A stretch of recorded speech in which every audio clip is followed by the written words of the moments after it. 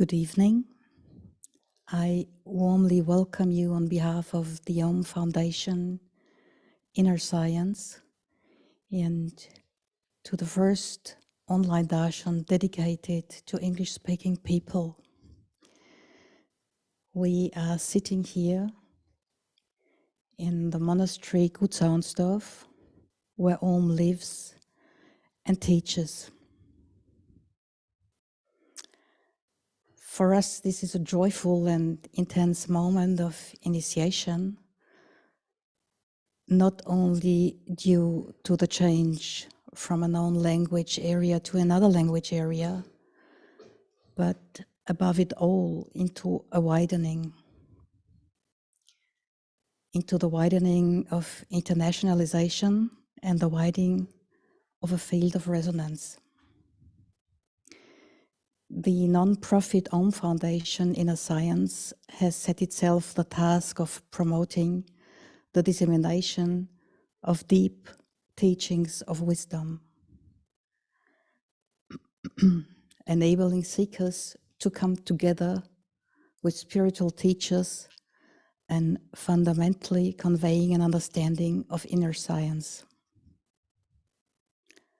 What is Darshan? Darshan is derived from the Sanskrit word drish, or seeing.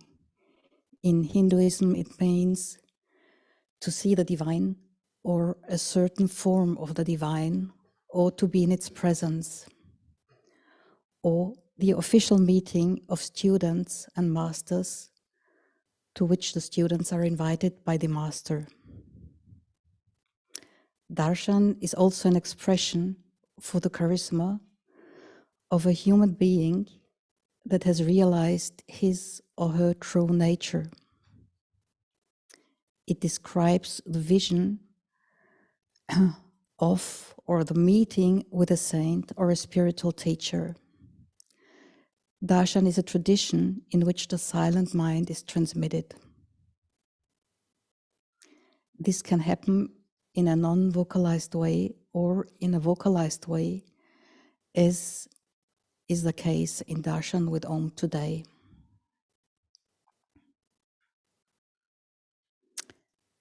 What is a spiritual master? How can he help me in my search, and why can I confide in him? As a wisdom teacher, Om shows the seeker the way into the truth of himself. He knows the trials on the way, the dead ends and possible aberrations. He knows the bliss of being because he once reached it and experiences it anew every moment. He has realized it in himself and accompanies the disciple on his way. Om embodies in his work the connection between Eastern non-duality and Christian mysticism, of depth psychology and philosophy across the boundaries of religions and denominations. He always refers to the tradition of Advaita. Meeting an impersonal teacher of the silent tradition is an intense, silent experience. Om teaches people to explore the illusory world of the self and accompanies them on the path of awakening and back into the depths of their self.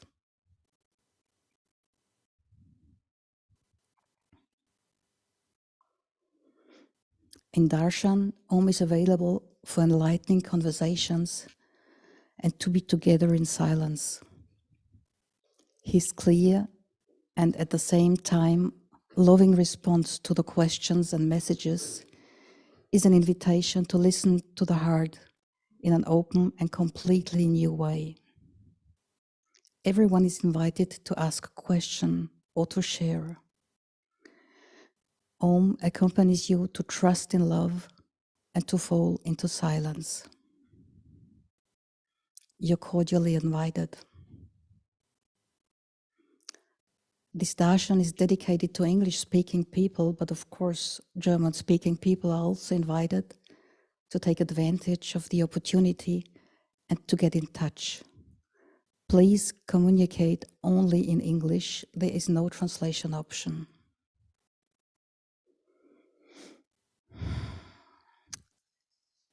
Well, now some words to the practical procedure. If you want to get in contact with Om, you write your first name and your question or topic keywords in the chat. When you have written your request in the chat, you will be connected to the meeting by the moderator. Then Om will speak to you and you will come into communication with Om with picture and sound. At the end of the darshan, I'll give you some more information, so please stay online. I wish us a good and a deep darshan.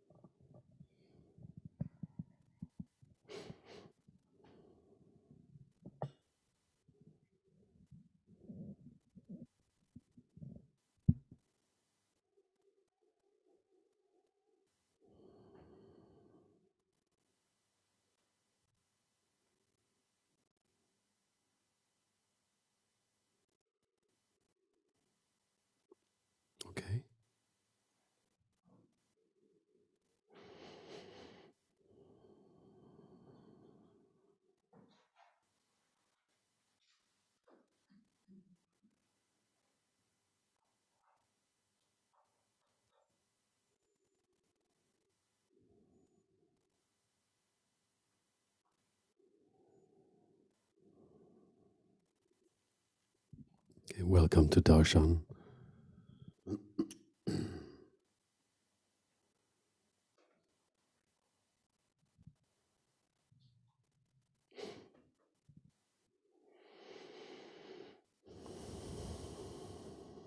So, Darshan is not a lecture. I just respond to your questions and issues. So if anyone would like to be in dialogue with me, please feel welcome to do so. Otherwise, we just remain in silence. It's not necessary that anything happens.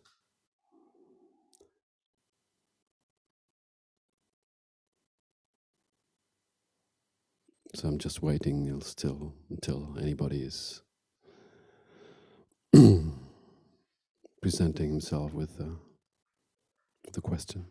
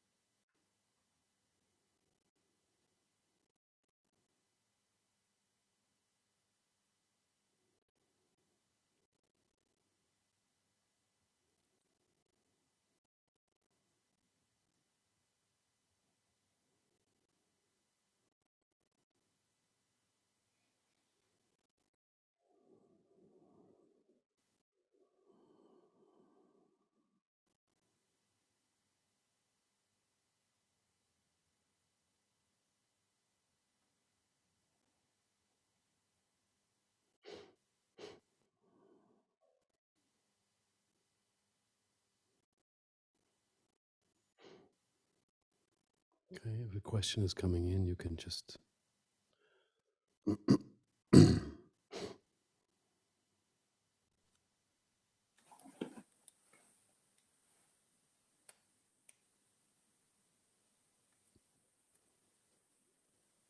you ready for my question?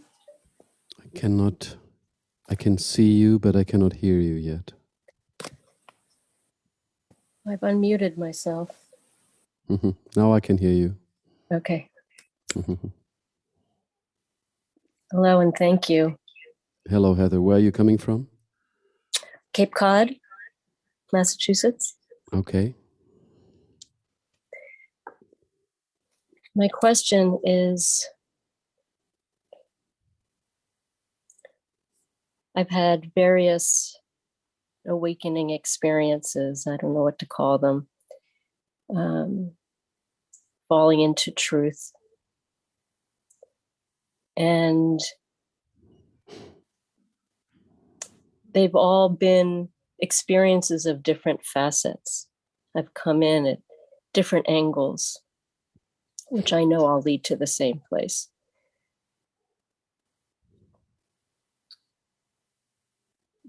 Walking in the unmanifest, experiencing divine presence.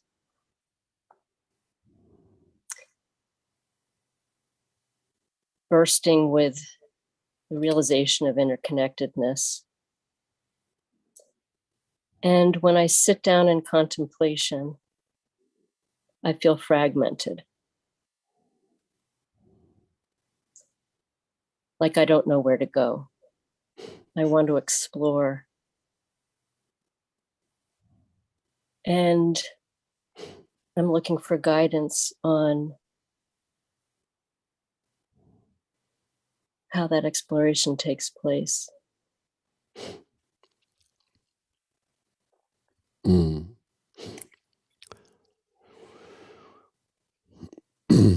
Please explain a little bit more the experience of fragmentation. What do you mean by you feel fragmented exactly? Well, each of these experiences has been so profound and transformative. And of course, it can't go back. But I want to explore.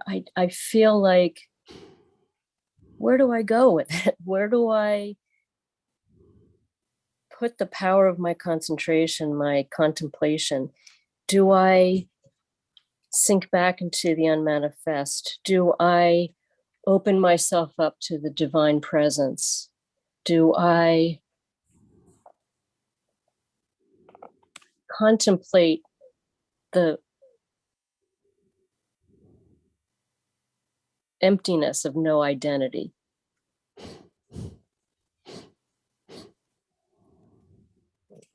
Where do I sit?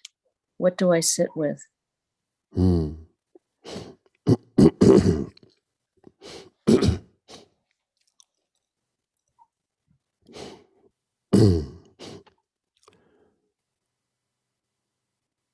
I understood that you have made deep experiences and that you have had insights into the unmanifest.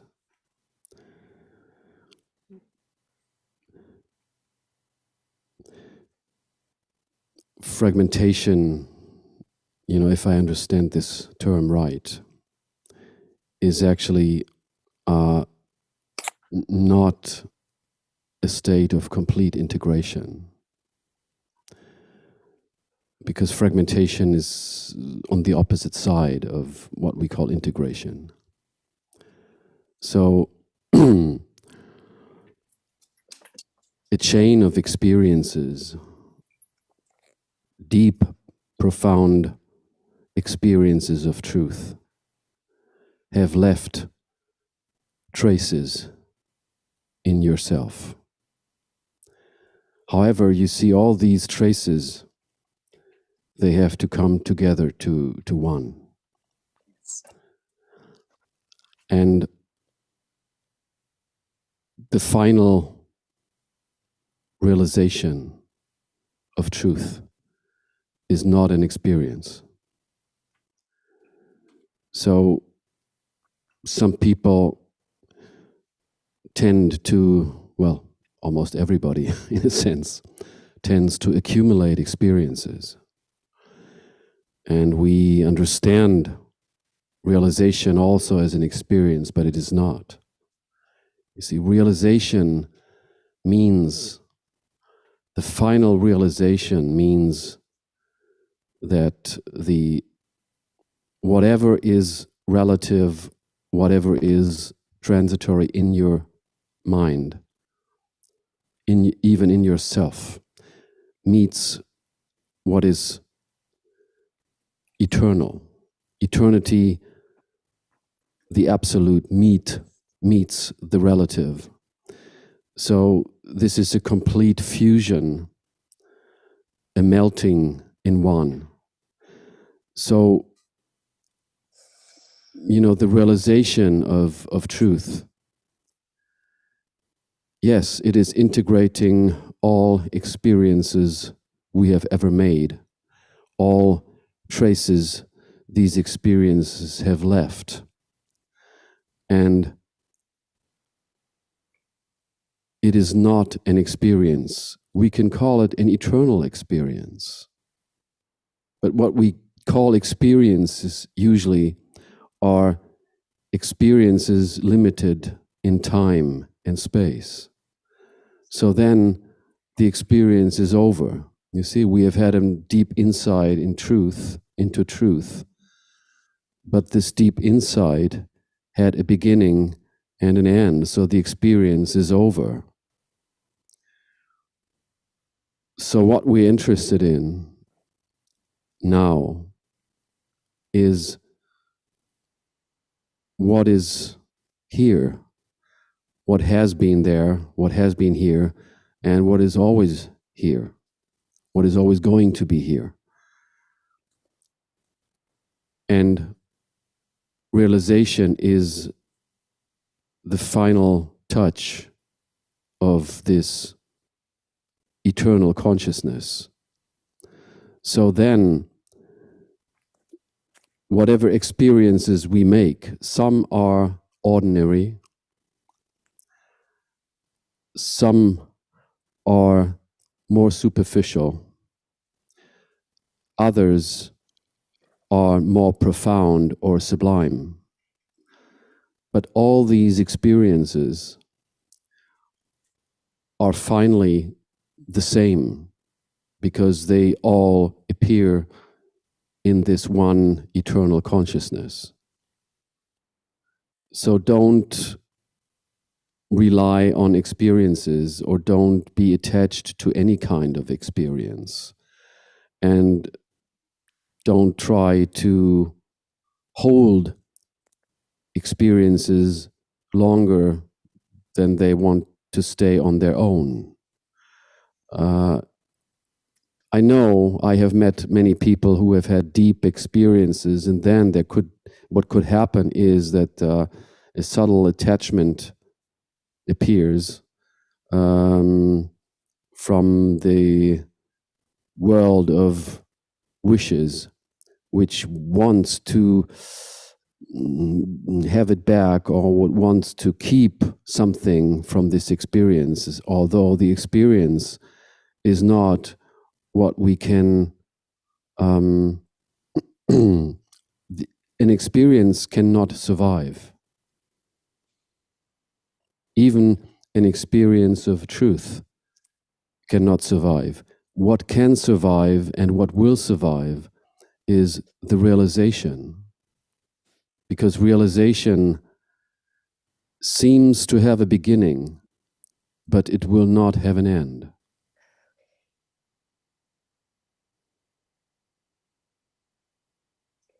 Because I'm left with something.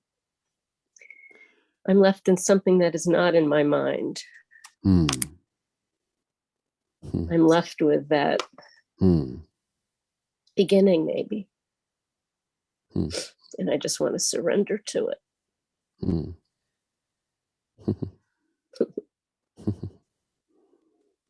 It's good to meet you. Thank you. Thank you, Heather. Thank you.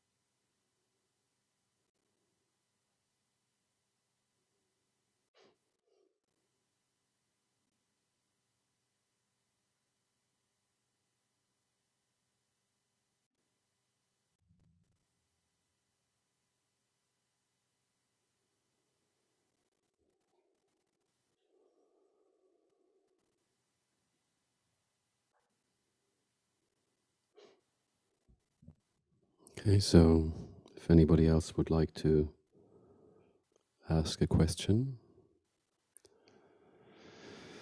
as I said, it's not necessary to talk, but making myself available. Mm.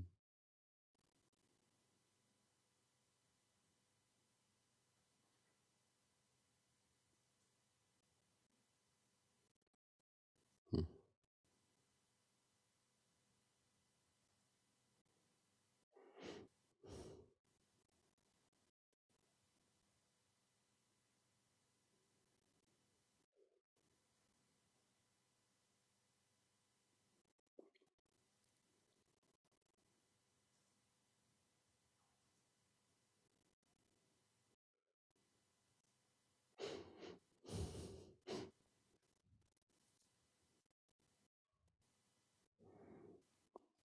Yes, of course, even if you don't have a question, you can just be in touch. You know, sometimes we don't have a question, but we don't know what happens when we meet.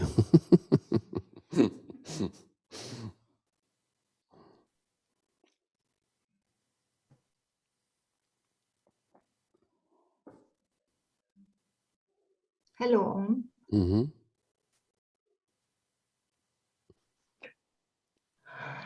I was told this afternoon that I should not have a question because it's only for English speaking people. So I'm speaking English now. Good. And I was sitting here and I just felt so happy and fulfilled to be part of this. Mm. And I felt, but I have to have an intelligent question. I don't have an intelligent question.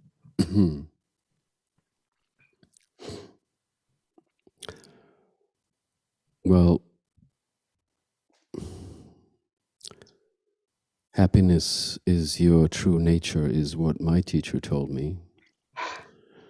But, you know, we misunderstand happiness.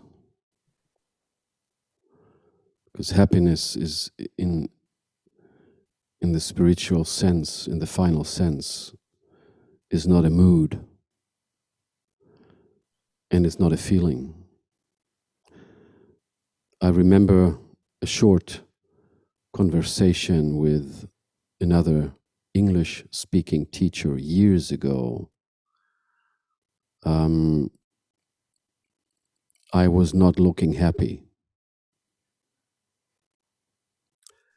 And he asked me, "Do you feel happy?" Obviously, you know, alluding to my face, not looking happy.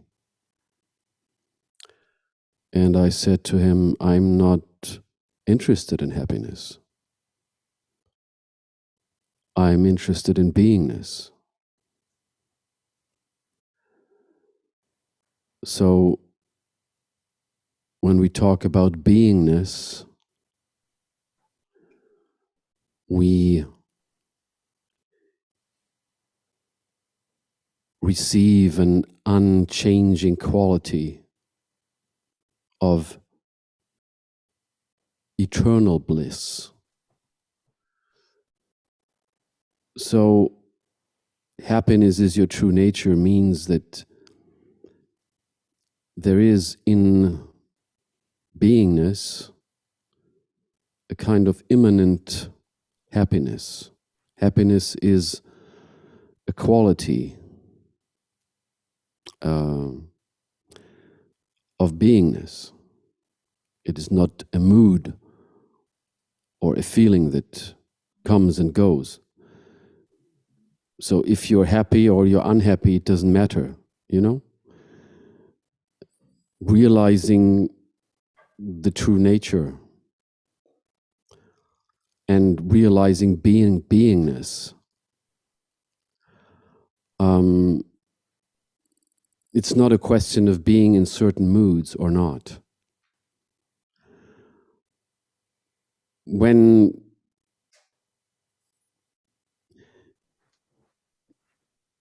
you feel a sad mood, which is a natural quality of humanness, of the human being, then ordinary person would call this unhappy. But sadness and joy are beyond. No, the beingness is beyond sadness or joy or any other kind of mood. You see, so don't be interested in happiness as a mood, but be interested in happiness as your true being.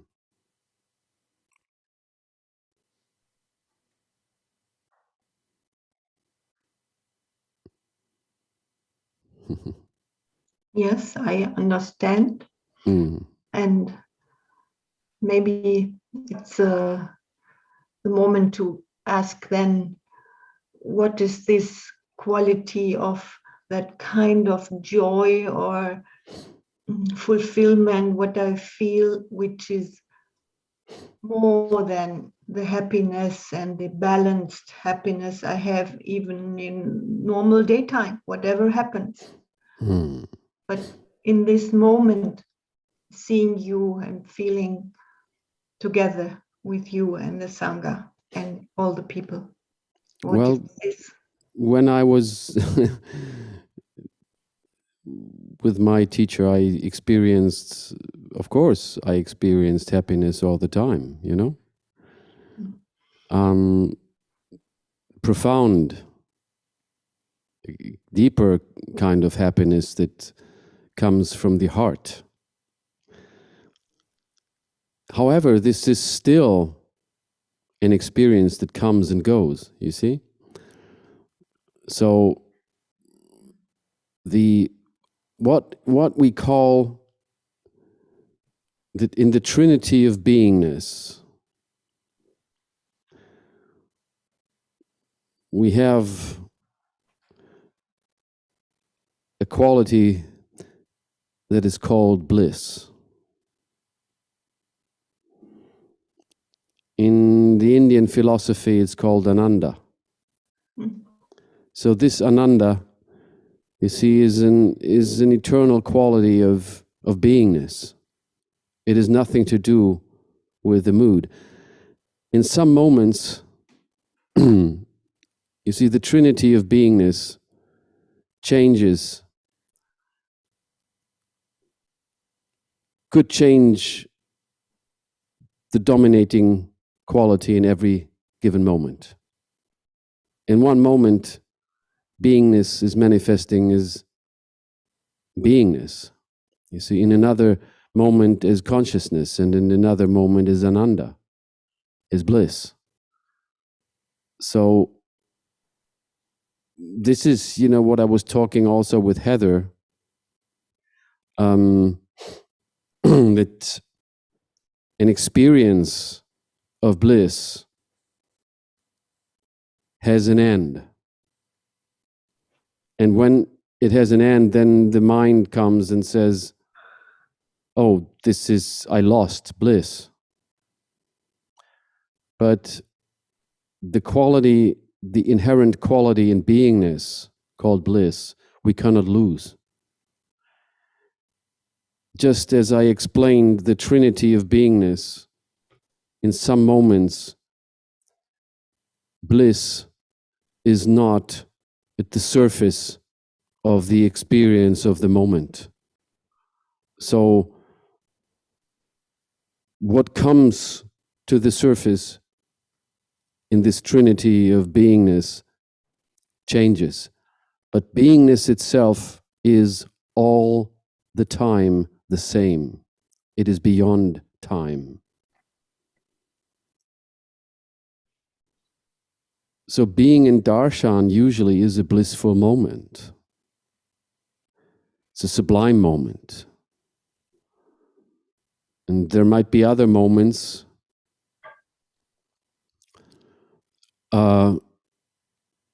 in so-called daily life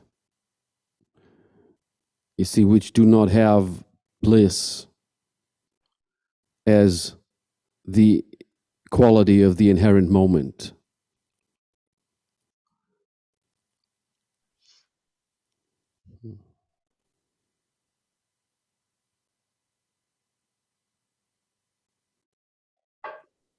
This is about the quality of bliss beyond feelings. Much more refined quality beyond what we tend to call feelings or feeling states.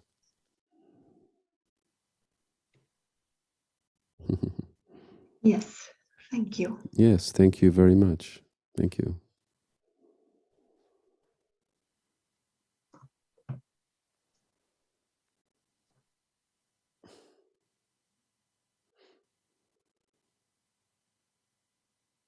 Okay.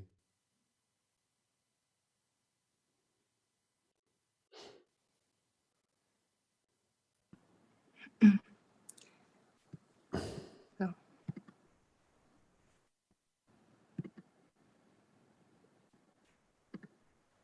hello. Hello. Yeah, hello. My name is Maria, and hello. I mean, I met you last month in Kov Soltov, so in live Darshan. And Okay. do you understand me? My English Yes. is not. Your English So is not so good. I I met understand. you live, and Yes, I say understand. I hear you. and I would like to say thank you. So you hear me? Yes. Yes, and my question is, I mean, I always have sometimes the same thoughts, and I'm like in the loop, in the loop, and I mean, I ask sometimes the question, so why I do it like this, and I don't have some answer, and I always sometimes I complain with everything sometimes in my mind. I mean, I start to bed or to prayer. Is this the right way? And I mean, how I can How can you deal with this situation of thoughts in loops, repeating all the time, right? Well, yes.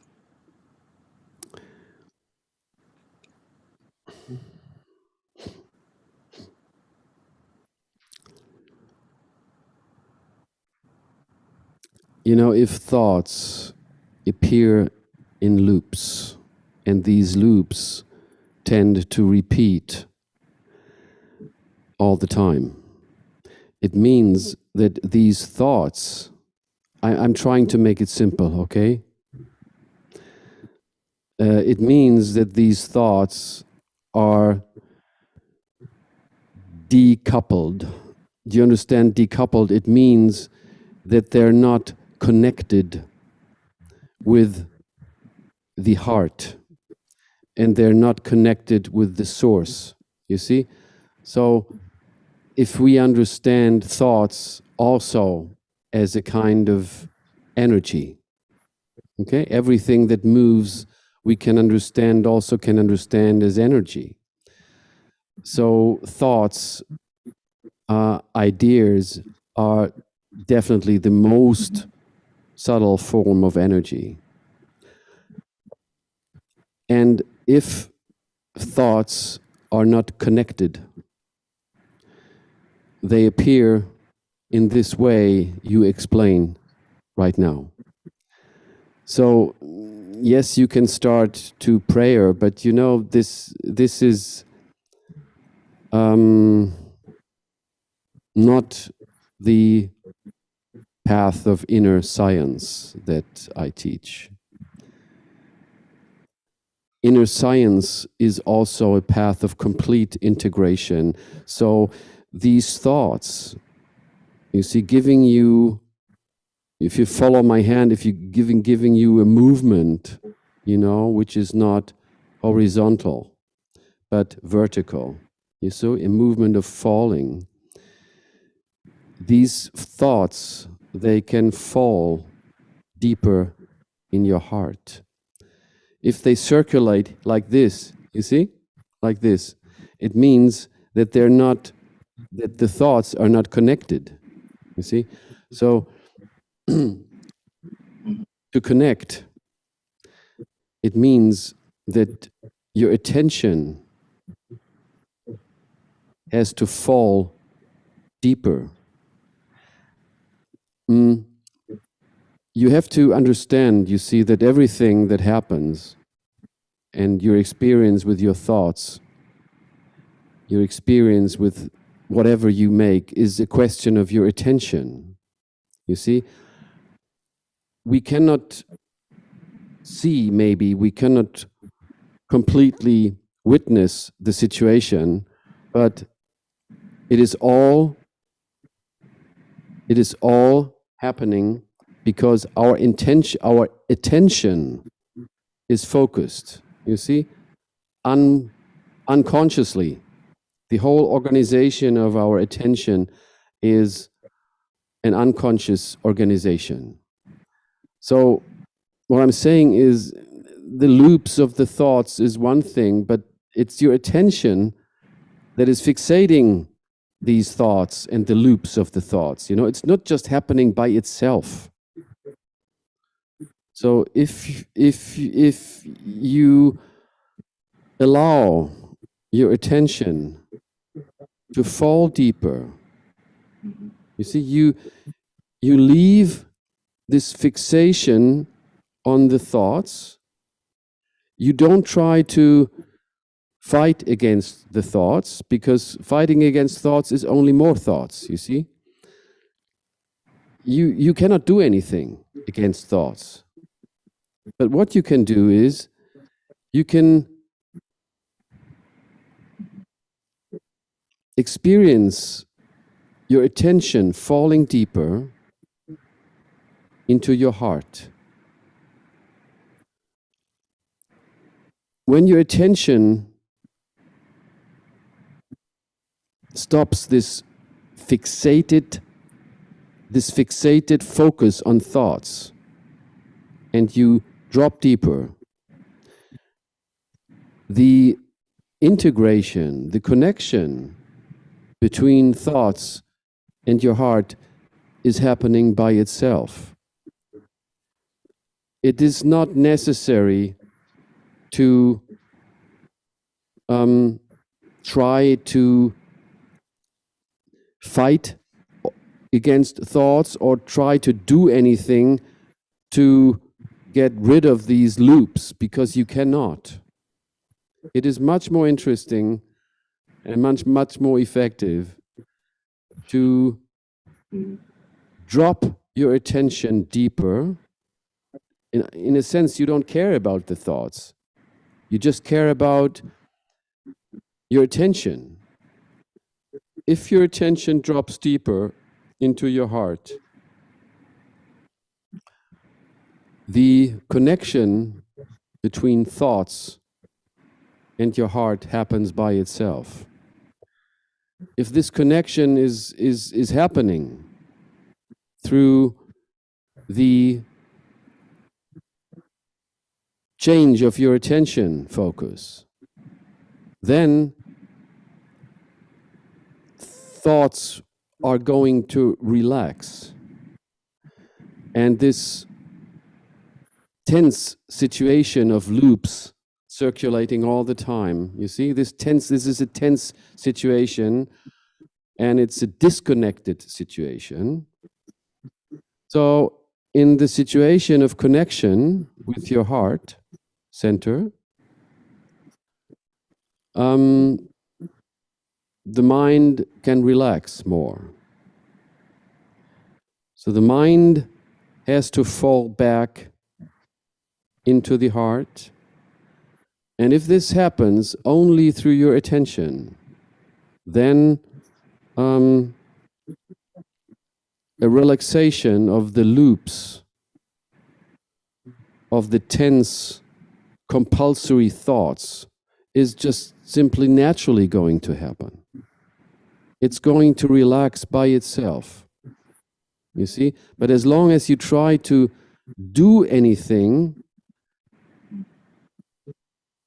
you don't want to have, it's unbearable, how can I get rid of them, and all this kind of mental activity, you see, it means that you just add more mental activity to the existing mental activity, and we cannot fight thoughts with thoughts. You see, it's not possible. We try this. So what do you understand when you hear me explaining this?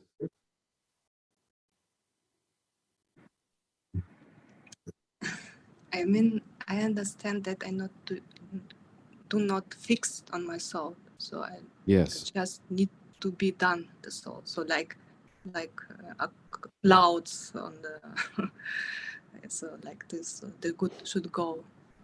So yes, that they not should go, that they shouldn't go, but that they go by itself. That's why not. Okay. Yeah. Yes. Yes. Yeah. Okay. Yes. Okay. And that's why we are doing meditation, right? So meditation should help us to connect with the heart, right? So. Well, meditation at the beginning is also a kind of doing. I mean, it begins with the intention to sit down and to meditate, you see? But in the deepening of the experience of meditation, meditation becomes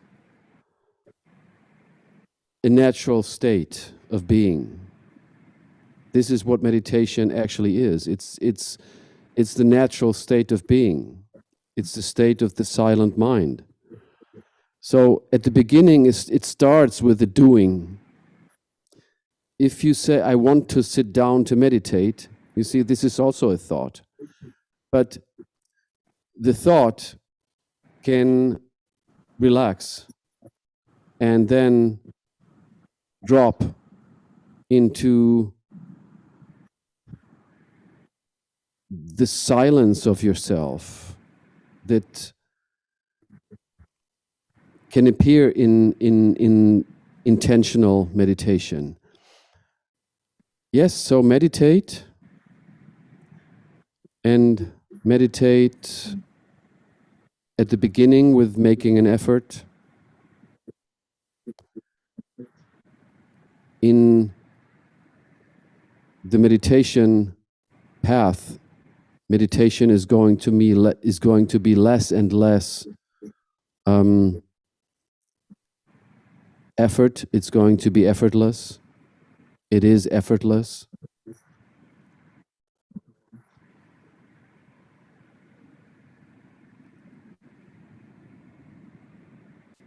Meditation is my true state of being. So wherever you are, whatever your body is doing, meditation can happen any place, everywhere.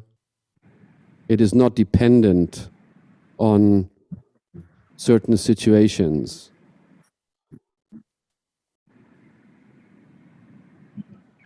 You can listen to me in the meditative state right now. Okay. Yes. Yes. Thank you. May I ask one question Yes. more? I mean, when I sometimes meditate, I don't feel like a peace. I feel angry and I feel discomfortable. So, and I know I need to feel that and not, like you say, I do not fix on this, right? This, and I just need to sit and feel this feeling, right?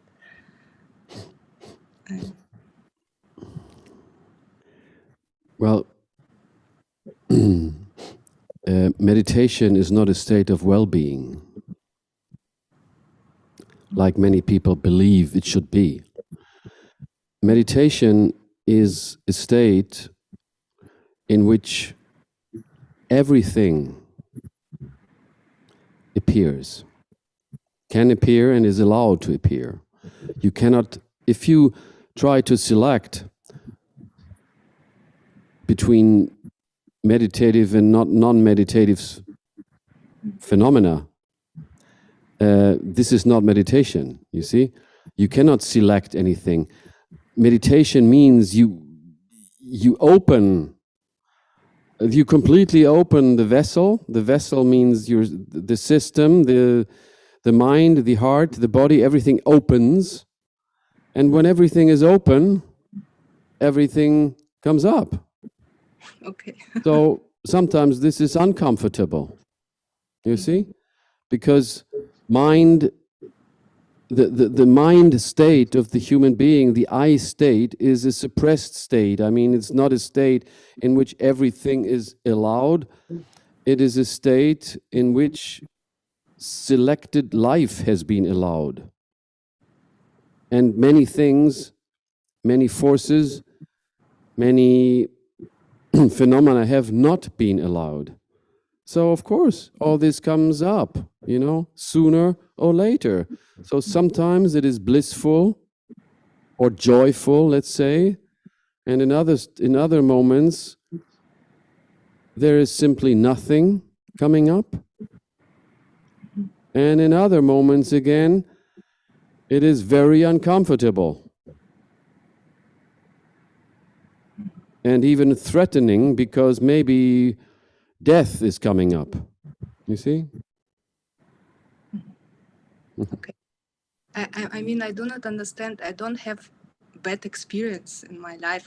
I mean, okay, bad love was not so good or like this, but I mean, I don't have, but I have this feeling and I don't understand why.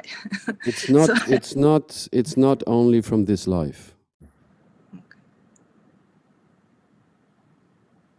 You see, your mind is much older than this life, okay? Mm-hmm. So we don't know what experience and what traces of experience have been suppressed in your history, but your history is very old. It's not only one life, it's maybe several lifetimes, and everything comes up. If you're open to this, then stay on the inner path. And inner path, I mean, what is Stay on the inner path if you're open and willing to experience everything that comes up. Okay? Okay. Thank you. Thank you. Thank you.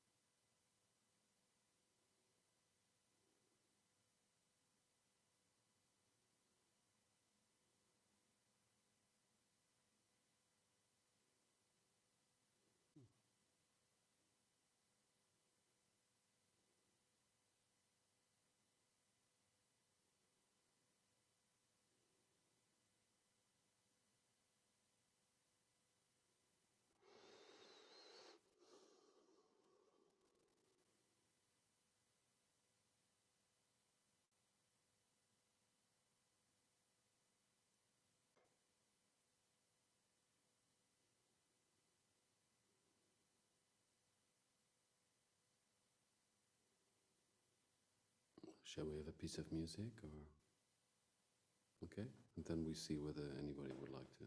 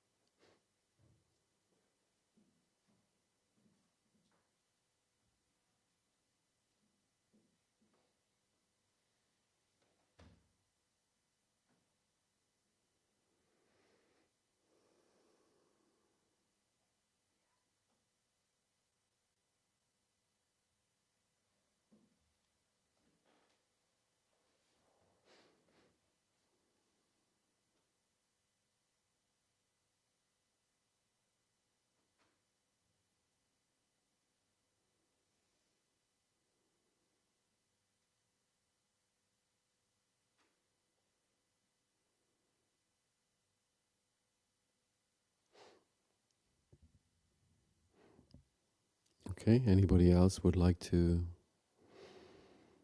be in touch with me before we end tonight?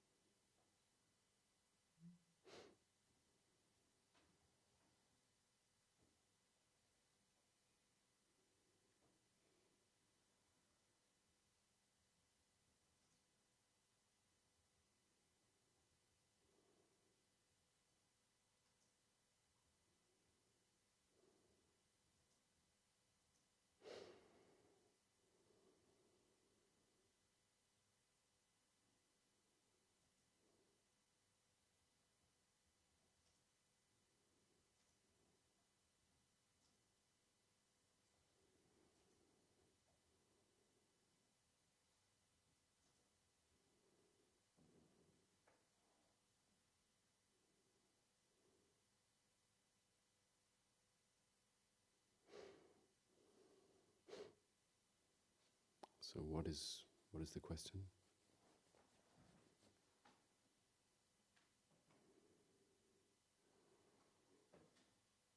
He's writing a lot. It's a really long text, and I can't find the essence in this moment. So please take him.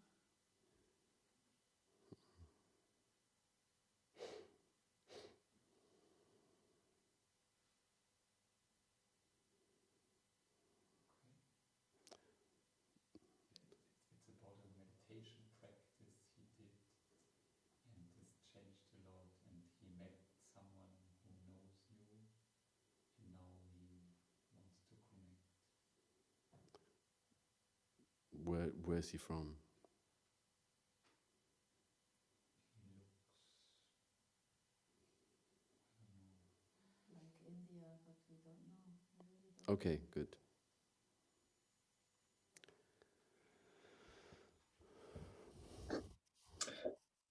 Hello. So Wait, Bobby. I cannot see you yet. Sorry. I cannot see you. Ah, there you are. Okay, hello. Where are you coming from right now? Berlin. Berlin. Okay, that's not so far. No. No. So I was. Thank you for having this meeting and for your presence. And I don't really know what I'm doing here today. Then more to explore. Where I've always been a seeker in my life, and 2 years ago I started with the self-healing practice, which opened myself up to a lot of things that happen energetically to my body, and in a sense it opened up a lot of pathways and also brought me closer to who I truly am and truly was and am, or how to say. And in essence, I'm curious on what's the next step. And I met someone who has you as a master. And he told me a little bit about your teachings, about the methods. And I was very intrigued.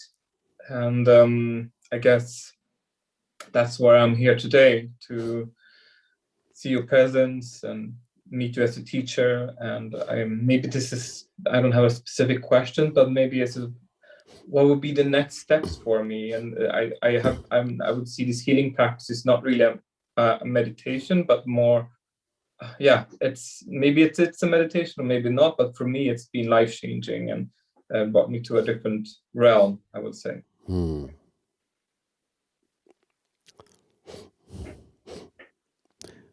You know, finally, methods are not so important. I mean, we can practice a lot of methods, and methods can be like a catalyst for some openings. We can practice physical practices.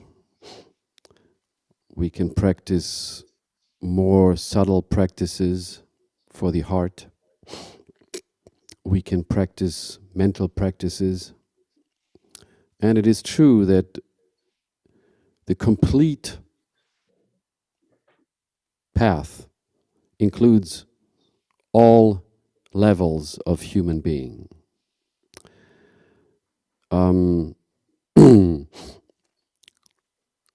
It is what Aurobindo called integral yoga. Integral yoga is the highest yoga because it is the synthesis of all paths, including all methods.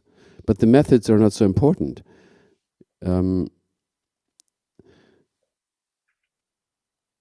What is important,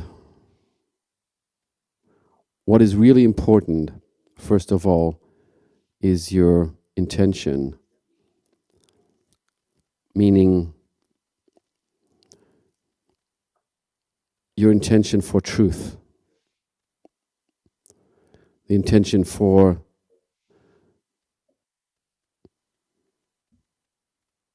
exploring and being your true being. So, sometimes a method can accompany you a certain part on your path. But then suddenly you realize, okay, now this method has opened this and this, and it has done good. But now it is over. And then something new comes. But at the beginning, you don't know what is the new that's coming. You see? And in this moment, when you realize that the experience and then the path is moving to a next step, you see? In the initial phase, something old has done its work and now it's gone. It's over. You feel it's over. But then you don't seek for a new method. You see? You have to just sit there and wait for a moment. You see? You are like an open vessel, an open beingness that receives, not knowing what wants to come. So like in this moment, you see, you don't seek for a new method. You are just an open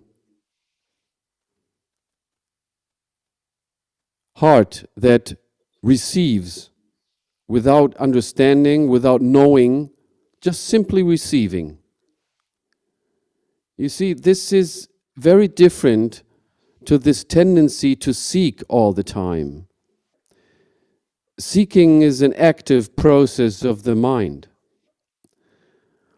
And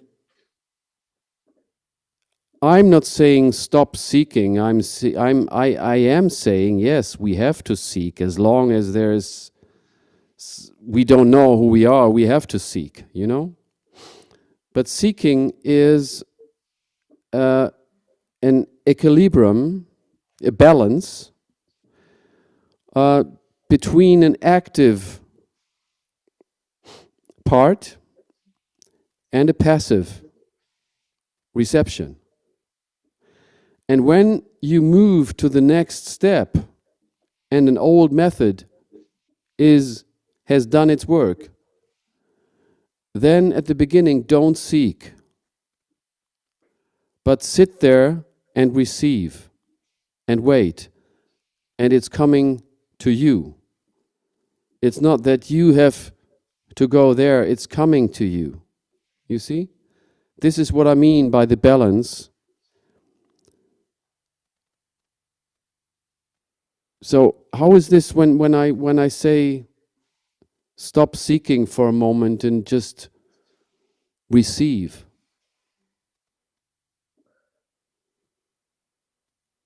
Just be, yes. And let it take you to where it's supposed to be. This is what it showed me in the past.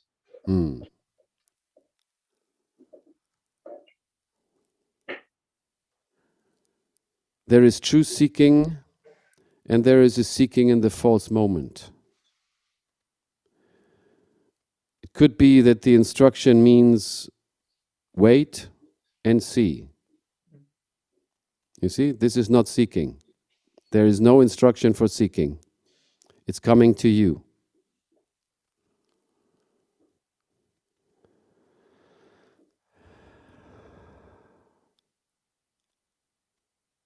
So, in your question, you were asking for what are the next steps? Yes. Something has left you, and it seems quite clear that you are in this situation, that something old is over and a new step is happening. And the first initial phase is always wait and see, and then the active moment will emerge from this receptivity. I can see in you that there is a certain, there is a certain level of fear in you. And fear, which is a very subtle and sometimes subconscious energy, this fear makes you want to do something in a moment where it's important to not do anything. You see, fear makes you, there is a certain kind of nervousness in your system which is caused by fear.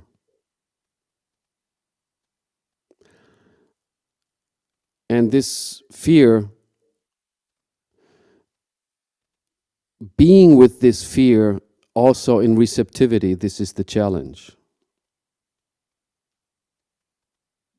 What about fear in you? Are you aware of it or not? Yeah, I guess it's. I always have had a fear that I have to be on a constant move, that I cannot be be still because something will happen. So I guess you, hit the nail on the spot. Yes. Well, fear, has to just say this at the end, because of course fear is a very, very important matter. It's a very strong opponent. And there are very few people beyond fear. So you cannot hope that fear will be gone next moment, But just to tell you this, fear has two consequences in the systems of people. Either the one consequence is that it can paralyze people. So the system, this is the contrary of nervousness, it's a kind of paralyzation, meaning it's numbing this person in a deep way, and this person feels paralyzed, not able to really move. And the other consequence of fear in the system of people is the exact contrary consequence, which means that it's a constant drive to move, inner movements or outer movements.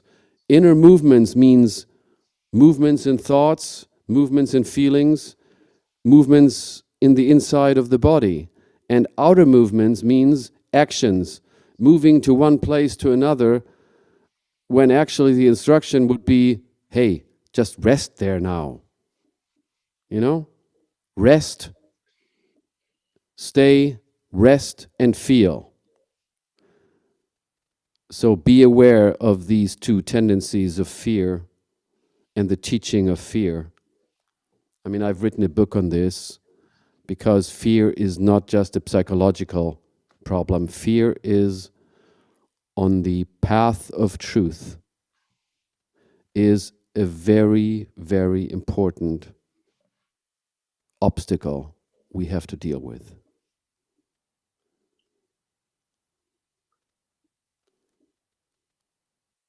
So experience stopping your moves in fear, being with fear, and explore this kind of energy, and then this will enlarge your receptivity, you see? Because this is so important, that we reach a moment of non-seeking, of non-moving, of totally present resting. And as usually the level of subconscious fear is too high in people, they don't reach this moment of complete resting in the moment, because they're always driven, slightly driven to move away. This is fear.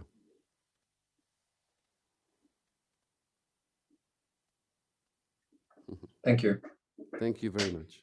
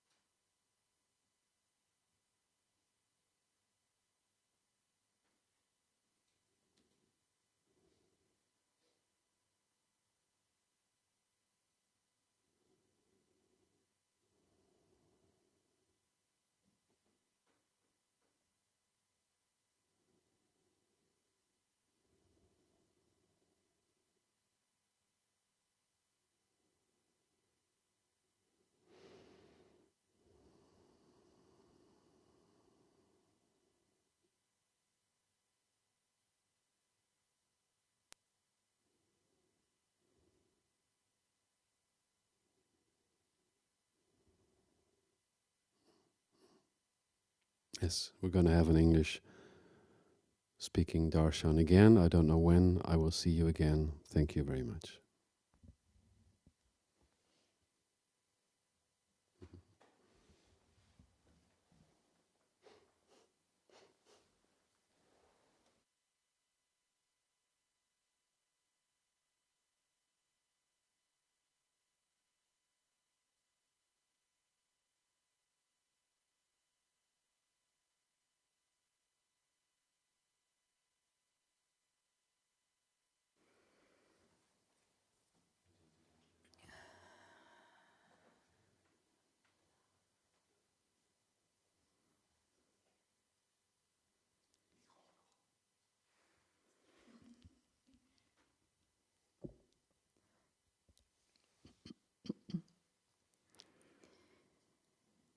So while we have dropped in the silence of ourself and maybe keep staying in a state of meditation, I would like to forward some information. The non-profit Om Foundation Inner Science aims to promote the dissemination of deep wisdom teachings to enable seekers to meet with spiritual teachers and to provide a fundamental understanding of inner science.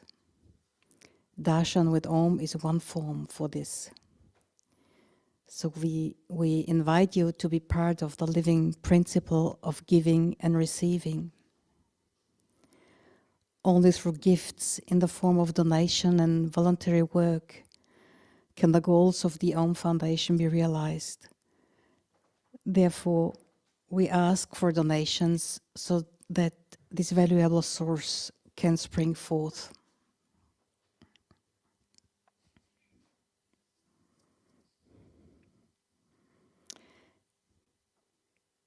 Participation of this darshan is on a donation basis.